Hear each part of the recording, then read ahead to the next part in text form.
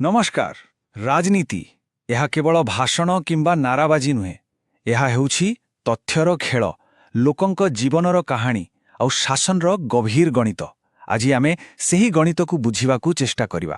ଓଡ଼ିଶାର ପାଲ୍ଲାହାଡ଼ା ନିର୍ବାଚନ ମଣ୍ଡଳୀକୁ ନେଇ ଗୋଟିଏ ଦଶନ୍ଧିର ଅଧିକ ସମୟ ଧରି ଯେଉଁ ଆସନ ଗୋଟିଏ ଦଳର ଦୁର୍ଗ ଥିଲା, ତାହା ହଠାତ୍ ଭୁଷୁଡ଼ି ପଡ଼ିଲା କେମିତି?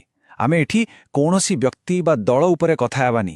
ଆମେ କେବଳ ତଥ୍ୟକୁ ଦେଖିବା, ତାକୁ ବିଶ୍ଳେଷଣ କରିବା ଆଉ ସେହି ପରିବର୍ତ୍ତନର ମୂଳ କାରଣ ଖୋଜିବା। ତ କାହାଣୀର କେନ୍ଦ୍ରରେ ଅଛି ପାଲହଡ଼ା, ଅନୁଗୁଳ ଜିଲ୍ଲାର ଏକ ଗୁରୁତ୍ୱପୂର୍ଣ୍ଣ ସ୍ଥାନ। ଏଠିକାର ମାଟି, ଏଠିକାର ଲୋକଙ୍କର ନିଜର ଏକ ପରିଚୟ ଅଛି। ଆଉ ବହୁତ ଦିନ ଧରି ରାଜନୈତିକ ଭାବରେ ଏହା ବିଜୁ ଜନତା ଦଳ ବା ବିଜେଡି ପାଇଁ ଗୋଟେ ପକ୍କା ଗଢ଼ ଥିଲା। କିନ୍ତୁ 2024ରେ ସବୁକିଛି ବଦଳିଗଲା। ପୁରା ସମୀକରଣ ଓଲଟାପାଲଟା ହୋଇଗଲା। ତେବେ ଏହି ପରିବର୍ତ୍ତନ ପଛର କାରଣ କ'ଣ? ଏହାକୁ ବୁଝିବାକୁ ହେଲେ ଆମକୁ ରାଜନୈତିକ ନାରାଠୁ ଦୂରକୁ ଯାଇ ମାଟିର କଥା ଶୁଣିବାକୁ ପଡ଼ିବ। ଆଉ ଏହି ସଂଖ୍ୟାଟାକୁ ଦେଖନ୍ତୁ, ଋଣ 7563। ଏଇଟା ଖାଲି ଗୋଟିଏ ଅଙ୍କ ନୁହେଁ, ବୁଝିଲେ? ଏଇଟା ହେଉଛି 2024 ନିର୍ବାଚନର ସେ କଠୋର ସତ୍ୟ। ଏଇ ହେଉଛି ସେଇ ଭୋଟ ବ୍ୟବଧାନ ଯାହା ପୁରା ଖେଳକୁ ବଦଳାଇ ଦେଲା। ଆଉ ଏଇ ଗୋଟିଏ ସଂଖ୍ୟା ଭିତରେ ହିଁ ଆମର ମୂଳ ପ୍ରଶ୍ନ ଲୁଚି ରହିଛି। ଏତେ ବଡ଼ ବ୍ୟବଧାନ ପଛରେ କାହାର ସ୍ୱର ଥିଲା? ଲୋକମାନେ ପ୍ରକୃତିରେ କ'ଣ କହିବାକୁ ଚାହୁଁଥିଲେ? ଠିକ୍ ଅଛି, ତେବେ ଏହି ପ୍ରଶ୍ନର ଉତ୍ତର ଖୋଜିବା ପାଇଁ ଆମେ ଗୋଟେ ପରେ ଗୋଟେ ଷ୍ଟେପ୍ ଆଗକୁ ଯିବା। ପ୍ରଥମେ ଆମେ ଜନମତକୁ ଦେଖିବା, ତାପରେ ମାଟିର ସ୍ୱର ମାନେ ଲୋକଙ୍କ କଥା ଶୁଣିବା, ତାପରେ ସଂଖ୍ୟା ଭିତରେ ଥିବା କାହାଣୀକୁ ବୁଝିବା, ପରେ ଏହି ପରିବର୍ତ୍ତନର ପୁରା ଆନାଟମି ବା ବ୍ୟବଚ୍ଛେଦ କରିବା, ଆଉ ଶେଷରେ ଦେଖିବା ଭବିଷ୍ୟତ ପାଇଁ କ'ଣ କରାଯାଇପାରେ, ମାନେ ଏକ ବ୍ଲୁପ୍ରିଣ୍ଟ ଆଉ ଏକ 90 ଦିନର ପ୍ଲାନ୍। ତେବେ ଚାଲନ୍ତୁ ଆରମ୍ଭ କରିବା ଆମ ବିଶ୍ଳେଷଣର ପ୍ରଥମ ଭାଗ, ପାଲହଡ଼ାରେ ଜନମତର ଆଗମନ। ଦେଖନ୍ତୁ, ଯେତେବେଳେ ଫଳାଫଳ ଆସିଲା, ଅନେକଙ୍କ ପାଇଁ ଏହା ଏକ ଚକିତ କରିଦେବା ଭଳି ଖବର ଥିଲା। ଯେଉଁଟାକୁ ବିଜେଡି ପାଇଁ ଏକଦମ ସୁରକ୍ଷିତ ଆସନ ବୋଲି ଧରାଯାଉଥିଲା, ସେଠି ହଠାତ୍ ବିଜେପି ଜିତିଗଲା। ଏଇଟା ଖାଲି ଗୋଟେ ରାଜନୈତିକ ପରିବର୍ତ୍ତନ ନୁହେଁ, ଏହା ପଛରେ ଏକ ବଡ଼ ସଂକେତ ଲୁଚି ରହିଛି। ସେଟା କ'ଣ? ଆସନ୍ତୁ ବୁଝିବା। ଦେଖନ୍ତୁ, ଫ୍ୟାକ୍ଟସ୍ ପୁରା ସିଧାସଳଖ। 2009, 2014, 2019 ଲଗାତାର ତିନିଟା ନିର୍ବାଚନରେ ବିଜେଡି ଏହି ଆସନକୁ ନିଜ ପାଖରେ ରଖିଥିଲା। କିନ୍ତୁ 2024ରେ ସବୁ ବଦଳିଗଲା। ବିଜେପିର ପ୍ରାର୍ଥୀ ଅଶୋକ ମହାନ୍ତି ଏହି ଧାରାକୁ ଭାଙ୍ଗିଦେଲେ। ପ୍ରଶ୍ନ ଉଠୁଛି, ଏମିତି ହେଲା କାହିଁକି? ଏହା ପଛରେ କେବଳ ରାଜ୍ୟସ୍ତରୀୟ ଲହରୀ ଥିଲା, ନା ଏହାର କାରଣ ସ୍ଥାନୀୟ ସ୍ତରରେ ଅଧିକ ଗଭୀର ଥିଲା? କୌଣସି ବି ନିର୍ବାଚନକୁ ବୁଝିବା ପାଇଁ କେବଳ ଉପରୁ ଦେଖିଲେ ଚଳିବନି। ଆମକୁ ମାଟି ପାଖକୁ ଯିବାକୁ ପଡ଼ିବ, ଲୋକଙ୍କ ପାଖକୁ। ସେମାନଙ୍କର ଦୈନନ୍ଦିନ ଜୀବନରେ କ'ଣ ଚାଲିଛି, କ'ଣ ସେମାନଙ୍କର ସମସ୍ୟା, କ'ଣ ଆଶା, ସେ ସବୁ ବୁଝିବାକୁ ପଡ଼ିବ। କାରଣ ନିର୍ବାଚନର ଫଳାଫଳ ତ ସେଇଠୁ ହିଁ ତିଆରି ହୁଏ। ତେବେ ପାଲିଲହଡ଼ାର ମାଟିର ସ୍ୱର କ'ଣ ଥିଲା? ଲୋକେ କ'ଣ ଚାହୁଁଥିଲେ? ଯେତେବେଳେ ଲୋକଙ୍କ କଥା ଶୁଣାଗଲା, ସେମାନଙ୍କର ସମସ୍ୟାଗୁଡ଼ିକ ବହୁତ ମୌଳିକ ଥିଲା। ଭାବି ଦେଖନ୍ତୁ, ରାସ୍ତା ଭାଙ୍ଗି ରୁଜି ଯାଇଛି, ବିଜୁଳି କେତେବେଳେ ଆସୁଛି ଯାଉଛି ତାର ଠିକ୍ ଠିକଣା ନାହିଁ, ପିଲାମାନଙ୍କ ପାଇଁ ଚାକିରି ନାହିଁ, ଜମିବାଡ଼ି ବିବାଦ ଲାଗି ରହିଛି, ଭଲ ହସ୍ପିଟାଲ କି ସ୍କୁଲ ନାହିଁ। ଆଉ ସବୁଠୁ ବଡ଼ କଥା କ'ଣ ଜାଣନ୍ତି? ଲୋକଙ୍କୁ ଲାଗୁଥିଲା ଯେ ସେମାନଙ୍କର ନେତାମାନେ ତାଙ୍କଠୁ ବହୁତ ଦୂରରେ। ଏସବୁ ଖାଲି ସୁବିଧା ଅସୁବିଧାର କଥା ନୁହେଁ, ଏହା ସମ୍ମାନର କଥା। ଆମ ସମ୍ବିଧାନ ପ୍ରତ୍ୟେକ ନାଗରିକଙ୍କୁ ସମ୍ମାନର ସହିତ ବଞ୍ଚିବାର ଅଧିକାର ଦେଇଛି, ଆଉ ଏହି ମୌଳିକ ସମସ୍ୟାଗୁଡ଼ିକ ସେହି ସମ୍ମାନ ଉପରେ ହିଁ ଆଘାତ କରେ। ଲୋକଙ୍କ ମନର କଥା ତ ଆମେ ଶୁଣିଲେ। ଏବେ ଆସନ୍ତୁ ସଂଖ୍ୟାଗୁଡ଼ିକୁ ଦେଖିବା। କାରଣ ଯେତେବେଳେ ଲୋକଙ୍କ ଭାବନା ସହିତ ତଥ୍ୟ ମିଶିଯାଏ, ସେତେବେଳେ ଯାଇ ପ୍ରକୃତ ଚିତ୍ର ସାମ୍ନାକୁ ଆସେ। ଆଉ ଏହି ସଂଖ୍ୟାଗୁଡ଼ିକ ନିଜେ ଗୋଟେ ବଡ଼ କାହାଣୀ କହୁଛନ୍ତି। ଏହି ଡ୍ୟାଶବୋର୍ଡକୁ ଟିକେ ଦେଖନ୍ତୁ। ଭୋଟର ଟର୍ଣ୍ଣଆଉଟ୍ ମାନେ ମତଦାନ ହାର ପ୍ରାୟ 81%। ଏତେ ଅଧିକ ମତଦାନ ନିଜେ ଗୋଟେ ବଡ଼ କଥା। ଏହାର ଅର୍ଥ ହେଉଛି ଲୋକେ ବହୁତ ଆଗ୍ରହର ସହ ବାହାରିଥିଲେ, ସମ୍ଭବତଃ କିଛି ପରିବର୍ତ୍ତନ ପାଇଁ। ଆଉ ଫଳାଫଳ ପୁରା ସ୍ପଷ୍ଟ। ବିଜେପି ପାଇଲା 51.2% ଭୋଟ, ଆଉ ବିଜେଡି ପାଇଲା 44.3%। ଏଇଟା କୌଣସି କଡ଼ା ଟକ୍କର ନଥିଲା, ଏହା ଏକ ସ୍ପଷ୍ଟ ଜନାଦେଶ ଥିଲା। ଆଉ ଯଦି ଆମେ ଟିକେ ପଛକୁ ଫେରି ଦେଖିବା, ଇତିହାସକୁ ଦେଖିବା, ତାହେଲେ ଚିତ୍ର ଆହୁରି ସ୍ପଷ୍ଟ ହୋଇଯିବ।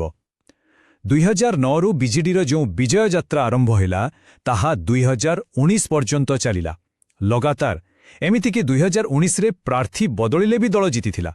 କିନ୍ତୁ 2024ରେ ଏହି ଲମ୍ବା ଧାରାଟି ହଠାତ୍ ଭାଙ୍ଗିଗଲା।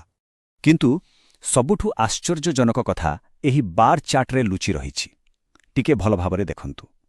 2019 ତୁଳନାରେ 2024ରେ ବିଜେଡିର ଭୋଟ ସେୟାର କମିନି, ବରଂ ସାମାନ୍ୟ ବଢ଼ିଛି 43.1%ରୁ 44.3% ହେଇଛି। ତାହେଲେ ପ୍ରଶ୍ନ ଉଠୁଛି, ହାରିଲେ କେମିତି? ଉତ୍ତର ହେଉଛି ବିଜେପିର ଭୋଟ ସେୟାରରେ ହୋଇଥିବା ବିରାଟ ଉଚ୍ଛାଳ। 2019ର 38.6%ରୁ ଏହା ସିଧା ଡେଇଁଲା 51.2%କୁ। ଏହାର ସିଧା ଅର୍ଥ ହେଉଛି ବିଜେଡି ନିଜର ବେଶ୍ ଭୋଟ ଧରି ରଖିଥିଲା, କିନ୍ତୁ ବିଜେପି ନୂଆ ଭୋଟରଙ୍କୁ ନିଜ ପଟକୁ ଆଣିବାରେ ସଫଳ ହେଲା। ଆଚ୍ଛା, ତେବେ ଆମେ ତ ତଥ୍ୟ ଦେଖିଲେ, ଏବେ ଆସନ୍ତୁ ଏହାର ବ୍ୟବଚ୍ଛେଦ କରିବା। ମନେ ରଖିବେ, ଆମର ଉଦ୍ଦେଶ୍ୟ କୌଣସି ବ୍ୟକ୍ତି ବିଶେଷଙ୍କୁ ଦୋଷ ଦେବା ନୁହେଁ। ଆମେ ବ୍ୟବସ୍ଥା ଭିତରେ ଥିବା କାରଣଗୁଡ଼ିକୁ ଖୋଜିବାକୁ ଚେଷ୍ଟା କରୁଛୁ। କାରଣ କୌଣସି ବଡ଼ ରାଜନୈତିକ ପରିବର୍ତ୍ତନ ପଛରେ କେବେ ବି ଜଣେ ବ୍ୟକ୍ତିର ଭୁଲ ନଥାଏ। ଏହା ପଛରେ ପୁରା ସିଷ୍ଟମର ଭୂମିକା ଥାଏ। ଆସନ୍ତୁ ଗୋଟେ ସ୍ୱଟ୍ ଆନାଲିସିସ୍ କରିବା, ମାନେ ଶକ୍ତି, ଦୁର୍ବଳତା, ସୁଯୋଗ ଆଉ ବିପଦ। ତତ୍କାଳୀନ ଶାସକ ଦଳରେ ଶକ୍ତି ଥିଲା ତାଙ୍କର ଡେଭଲପମେଣ୍ଟ ରେକର୍ଡ, କିନ୍ତୁ ଦୁର୍ବଳତା ବି ଥିଲା, ଯେମିତିକି ସ୍ଥାନୀୟ ସ୍ତରରେ ସଂଗଠନ ଟିକେ ଦୁର୍ବଳ ଥିଲା ଆଉ ଲୋକଙ୍କ ଭିତରେ ଏକ ପ୍ରକାର ଆଣ୍ଟି ଇନକମ୍ବେନ୍ସି ବା ଶାସନ ବିରୋଧୀ କ୍ଲାନ୍ତି ଆସିଯାଇଥିଲା। ସୁଯୋଗ ବି ଅଛି, କିନ୍ତୁ ବିପଦ ହେଉଛି ସମଗ୍ର ରାଜ୍ୟରେ ବିଜେପିର ବଢ଼ୁଥିବା ପ୍ରଭାବ। ଆଉ ଗୋଟେ ବହୁତ ଗୁରୁତ୍ୱପୂର୍ଣ୍ଣ କଥା, ପାଲଲହାଡ଼ାର ଯେଉଁ 7.6 ହଜାର ଭୋଟର ସ୍ୱିଙ୍ଗ ହେଲା, ତାହା କିଛି ଅଲଗା ଘଟଣା ନଥିଲା। ଏହି ପାଲଲହାଡ଼ା ଆସୁଛି ଢେଙ୍କାନାଳ ଲୋକସଭା ଆସନ ଅଧୀନରେ, ଆଉ ପୁରା ଢେଙ୍କାନାଳ ଲୋକସଭାରେ ମଧ୍ୟ ଠିକ୍ ଏହିଭଳି ଏକ ସ୍ୱିଙ୍ଗ ଦେଖିବାକୁ ମିଳିଥିଲା। ଏହାର ଅର୍ଥ ହେଉଛି ପାଲଲହାଡ଼ାର ଫଳାଫଳ ଏକ ବଡ଼ ଆଞ୍ଚଳିକ ରାଜନୈତିକ ଟ୍ରେଣ୍ଡର ହିଁ ଏକ ଅଂଶ ଥିଲା। ଡାଏଗ୍ନୋସିସ୍ ତ ହେଲା, ଏବେ ପ୍ରଶ୍ନ ହେଉଛି ଏହାର ଚିକିତ୍ସା କ'ଣ? ଯଦି କୌଣସି ଦଳ ଲୋକଙ୍କ ସହିତ ନିଜର ସମ୍ପର୍କକୁ ପୁଣିଥରେ ଯୋଡ଼ିବାକୁ ଚାହେଁ, ତାହେଲେ ତାକୁ କ'ଣ କରିବାକୁ ପଡ଼ିବ? କେବଳ ପ୍ରତିଶ୍ରୁତି ଦେଲେ ହେବନି। ଏଥିପାଇଁ ଗୋଟେ ପକ୍କା ବ୍ଲୁପ୍ରିଣ୍ଟ, ଗୋଟେ ରଣନୀତି ଦରକାର। ଆସନ୍ତୁ ସେହିଭଳି ଏକ ସମ୍ଭାବ୍ୟ ବ୍ଲୁପ୍ରିଣ୍ଟ ଉପରେ ଆଲୋଚନା କରିବା। ଏହି ରଣନୀତିକୁ ଆମେ ଚତୁର୍ମୁଖ ସିଦ୍ଧାନ୍ତ ବୋଲି କହିପାରିବା। ଏହାର 4ଟି ମୁଖ ବା ସ୍ତମ୍ଭ ଅଛି, ଯାହା ପୁରା ରାଜନୈତିକ ଇକୋସିଷ୍ଟମକୁ କଭର କରେ। ମନେ ରଖନ୍ତୁ, ଏହାର ଉଦ୍ଦେଶ୍ୟ କେବଳ ନିର୍ବାଚନ ଜିତିବା ନୁହେଁ, ବରଂ ଲୋକଙ୍କ ସହ ଏକ ମଜବୁତ ଆଉ ସ୍ଥାୟୀ ସମ୍ପର୍କ ତିଆରି କରିବା। ଆଉ ଏଇ 4ଟି ସ୍ତମ୍ଭ ହେଉଛି, ପ୍ରଥମ ନିର୍ବାଚନୀ, ମାନେ ବୁଥ୍ ଲେଭଲ୍ ଡେଟାକୁ ଆନାଲିସିସ୍ କରିବା। ଦ୍ୱିତୀୟ ସାଂଗଠନିକ, ମାନେ ସ୍ଥାନୀୟ ସ୍ତରରେ ଦଳକୁ ମଜବୁତ କରିବା। ତୃତୀୟ କଥାନକ ବା ନେରେଟିଭ୍, ମାନେ ପ୍ରଗତି ବନାମ ଧ୍ରୁବୀକରଣ ଭଳି ଏକ ସକାରାତ୍ମକ କାହାଣୀ ଲୋକଙ୍କ ପାଖକୁ ନେବା। ଆଉ ଚତୁର୍ଥ ସମ୍ବଳ, ମାନେ ଫଣ୍ଡ ଆଉ ଡିଜିଟାଲ ଟୁଲ୍ସର ସଠିକ୍ ବ୍ୟବହାର। କିନ୍ତୁ ଏଠି ଗୋଟେ କଥା ମନେ ରଖିବା ବହୁତ ଜରୁରୀ, ଡିଜିଟାଲ ଟୁଲ୍ସ ବ୍ୟବହାର କରିବା ବେଳେ ଲୋକଙ୍କ ବ୍ୟକ୍ତିଗତ ତଥ୍ୟର ସୁରକ୍ଷା ସବୁଠୁ ଗୁରୁତ୍ୱପୂର୍ଣ୍ଣ। ଭାରତର ଡିପିଡିପି ଆଇନ ଅନୁଯାୟୀ କୌଣସି ବି ତଥ୍ୟ ବ୍ୟବହାର କରିବା ପୂର୍ବରୁ ଲୋକଙ୍କ ଅନୁମତି ନେବା ଏକ ନୈତିକ ତଥା ଆଇନଗତ ଦାୟିତ୍ୱ। ଖାଲି ବ୍ଲୁପ୍ରିଣ୍ଟ ତିଆରି କରିଦେଲେ ତ କାମ ସରିବନି, ତାକୁ କାର୍ଯ୍ୟକାରୀ କରିବା ପାଇଁ ଗୋଟେ ଟାଇମ୍ ବାଉଣ୍ଡ ପ୍ଲାନ୍ ଦରକାର। ଆଉ ଏଇଠି ଆସୁଛି 90 ଦିନର ଶାସନ ସୋପାନ, ଏକ କାର୍ଯ୍ୟକ୍ଷମ ଯୋଜନା ଯାହାର એકમાત્ર ଲକ୍ଷ୍ୟ ହେଉଛି ଲୋକଙ୍କ ବିଶ୍ୱାସକୁ ପୁଣି ଥରେ ଜିତିବା। ଏହି 90 ଦିନର ପ୍ଲାନ୍ 3ଟି ପର୍ଯ୍ୟାୟରେ କାମ କରିବ। ପ୍ରଥମ 30 ଦିନ କେବଳ ଶୁଣିବା ଆଉ ସମସ୍ୟା ବୁଝିବା, ଜନସମ୍ବାଦ ଭଳି କାର୍ଯ୍ୟକ୍ରମ ମାଧ୍ୟମରେ ଲୋକଙ୍କ ପାଖକୁ ଯିବା। ପରବର୍ତ୍ତୀ 30 ଦିନ କିଛି କାମ କରି ଦେଖେଇବା, ଛୋଟ ଛୋଟ ପ୍ରତିଶ୍ରୁତି ପୂରଣ କରିବା।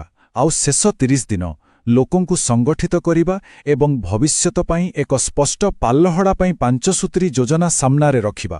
ମାନେ ପ୍ରଥମେ ଶୁଣିବା, ତାପରେ କରିବା ଆଉ ତାପରେ ଯାଇ ବିଶ୍ୱାସ ଜିତିବା।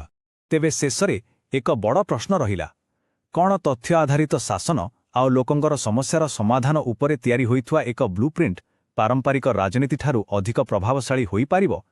ହୁଏତ ପାଲଲହଡ଼ାର ଜନମତ ଏହାର ଉତ୍ତର ଦେବା ଆରମ୍ଭ କରିଛି। ଏହା ଏକ ନୂଆ ପ୍ରକାର ରାଜନୀତିର ସଂକେତ ହୋଇପାରେ।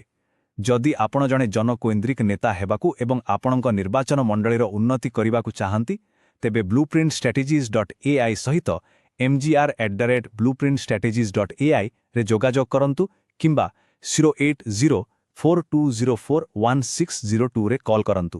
ରାଜନୀତିର ଊର୍ଦ୍ଧ୍ୱରେ ଉଦ୍ଦେଶ୍ୟ।